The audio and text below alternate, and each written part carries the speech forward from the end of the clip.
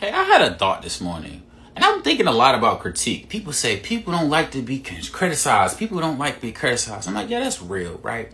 But it was a point where we used to criticize each other in real time, like we were amongst each other, and the critiques would take place, and the critiques were conscious of the ways that our critique could make somebody feel. Like there were real life responses that took place when we said certain things. So you can see by body language that the language we might be using could make somebody feel uncomfortable.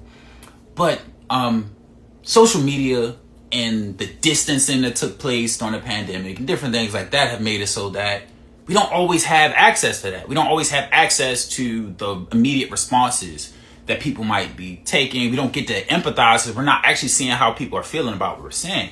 So sometimes people get very callous in their critique. I want to say this: be conscious of how people are receiving your critique. Gain experience with it in public again.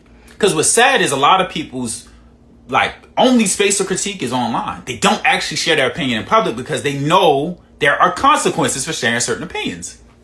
Some of those consequences could be violence, right? Like sometimes people are saying things and I see things online and that's part of where this bullying comes from, because people will talk crazy in the chat room and you will see the same person in a real life situation. They don't got none of that energy because they can't have it, because they know it's not fair and it's not real, but it gets to be in La La Land.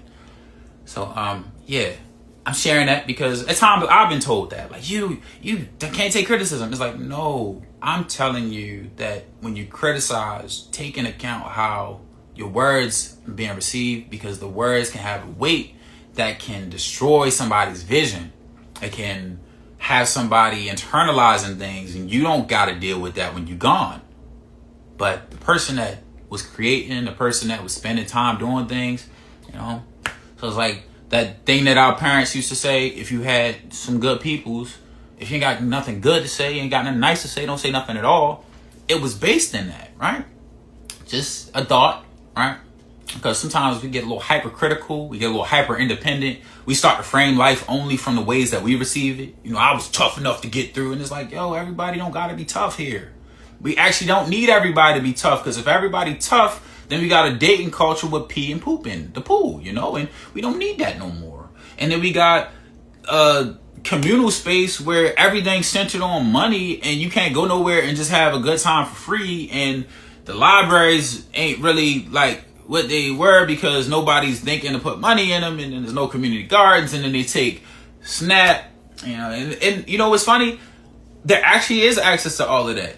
The libraries in Baltimore, awesome. Shout out to Enoch Pratt. There are community gardens in our city. Shout out to those community gardens and everybody that has initiatives that are teaching people to garden, elders and youth and everybody in between.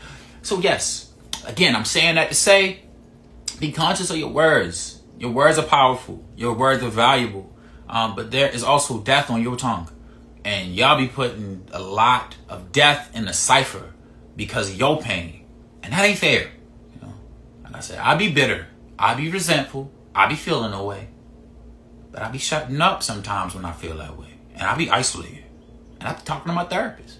And my therapist be like, yeah, that's valid, but did you think about their perspective? And I'm like, I'm trying to see it from their side.